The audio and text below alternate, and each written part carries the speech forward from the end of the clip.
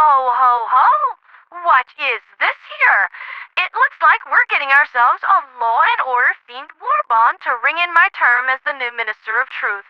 This one looks like pure awesomeness from top to bottom.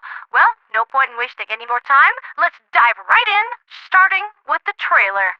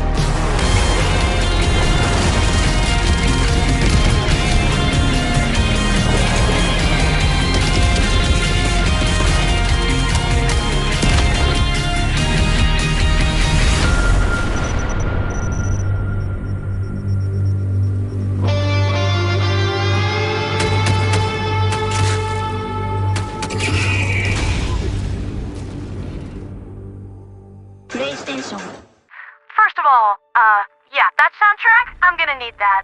Every part of this warbond is coated in chocolate-flavored greatness, and the trailer wanted you to know that with every single note.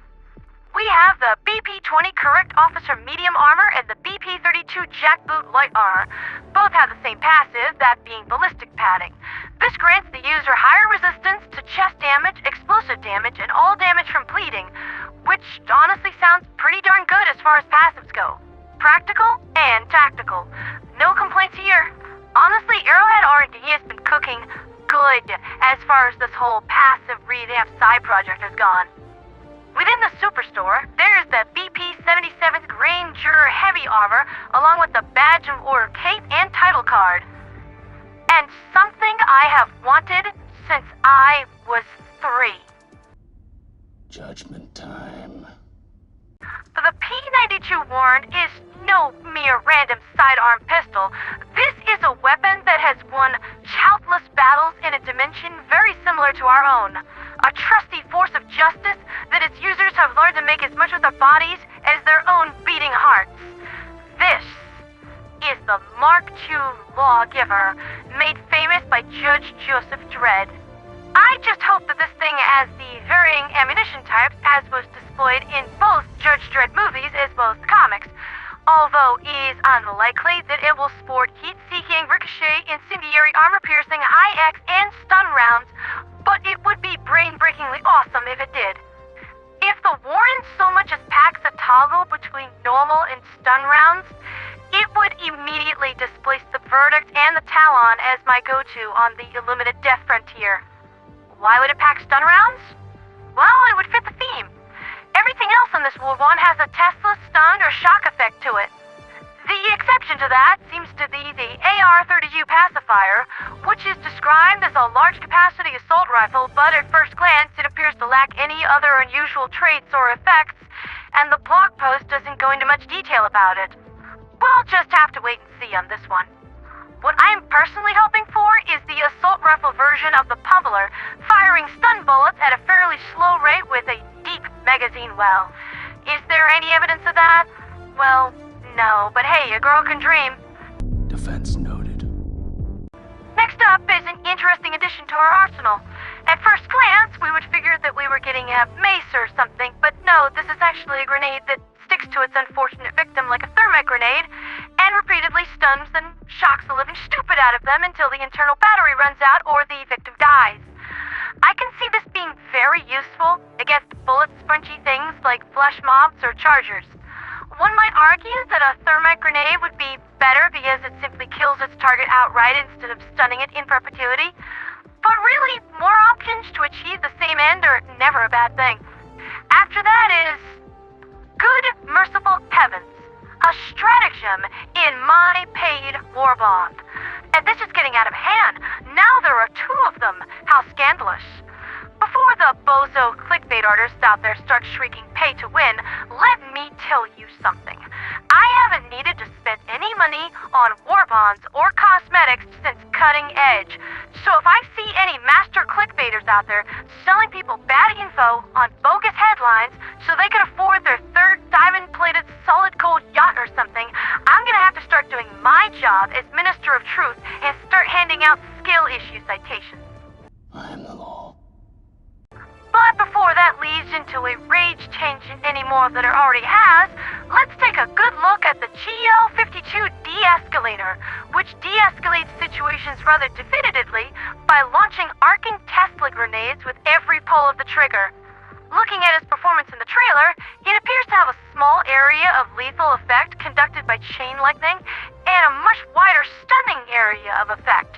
If this operates like the regular Fimper grenade launcher with a similar magazine size, I can see this being a very worthwhile addition to our arsenal.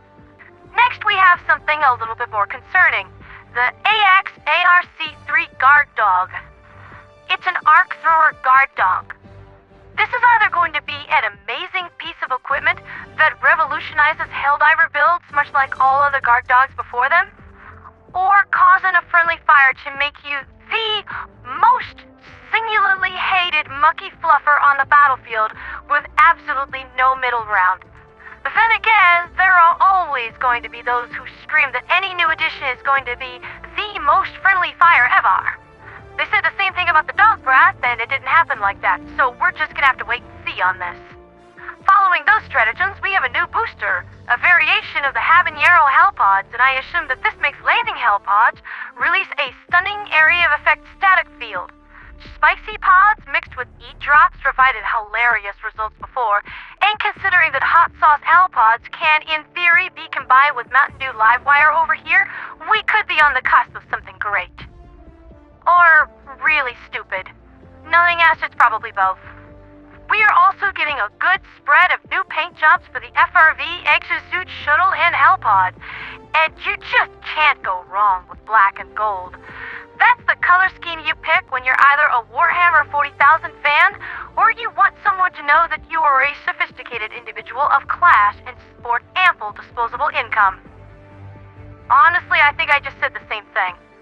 Helldivers will be further supplied with not one, not two, but 3 new emotes for use in directing others in the field, instructing them to either hold position, group up, or... Hold on, point! Get down! Shut up! Now, one would have to wonder, why would we need to direct our squad like this? Could we possibly be seeing further Seath interactions in the future, considering the fact that every single Helldiver out there, from the Liberty Nexus to the Chaos Divers, absolutely adores Seath Marines? This doesn't sound like too much of a totally far-fetched idea. After that, we're getting our usual fare of 2 capes and 2 banners, Mother Eagle's Wings and Miranda's Legacy, which I am assuming is a Serenity reference. Good flick. Though this does make my own Eagle pilot sad. No representation for Big Daddy Lightning 1.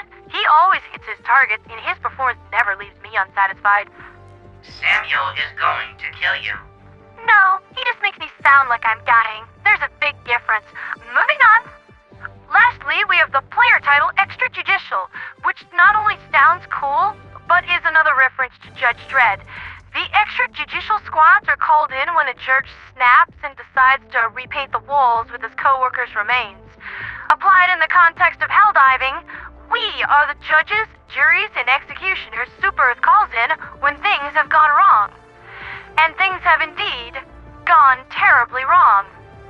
Honestly, everything about this warbond just has me so hyped up. From the obvious RoboCop references to the overt Judge Dredd theme, new toys, sleek cosmetics, and new mechanics, there's no two ways about this. This just looks fun. And wouldn't you know it, there's an ongoing bug invasion, giving us the perfect chance to play with all of our new toys. So, one last big question for my closing argument. When is all of this coming out? Well, everyone's talking about it, and the talk says tomorrow. I'll see you there. The defense rests, Your Honor.